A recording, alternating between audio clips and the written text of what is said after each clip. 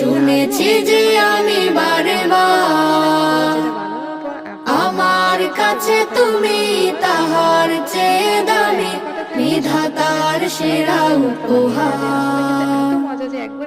আমার জন্ম মাগো তোমার কোলে, আমার জন্ম মাগো তোমার কোলে, তোমার মতো আছে আর কে বলো?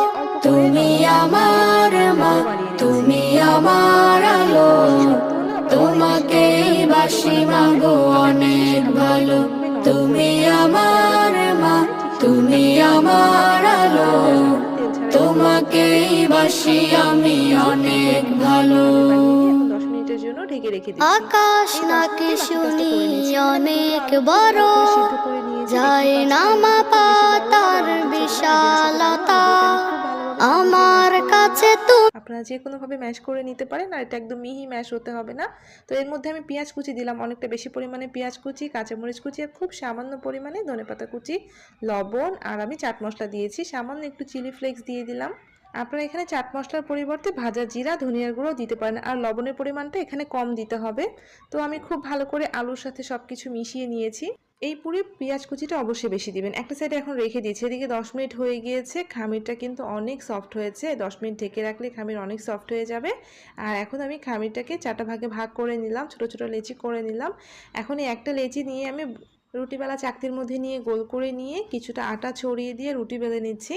1 কাপ আটা থেকে আমি 4টা খামির করেছি, তাই রুটিগুলো কেমন হবে বুঝতে পারছেন। রুটিগুলো খুব বেশি বড় হবে না, আবার খুব বেশি ছোট হবে না, তবে রুটিগুলো পাতলা করে বেলে নিতে হবে। আমরা বাড়িতে যেমন পাতলা রুটি খেয়ে থাকি, ঠিক সেভাবে পাতলা করে বেলে নিতে হবে। তো এভাবে কিন্তু আমি 4টা রুটি বেলে নিয়েছি, আর রুটিগুলো বেলে আমি একটা প্লেটে রেখে দিয়েছি। যখন প্লেটে একটার উপর রুটি রাখবেন, অবশ্যই একটু আটা ছড়িয়ে দিয়ে রাখবেন, তাহলে এগুলো লেগে যাবে না।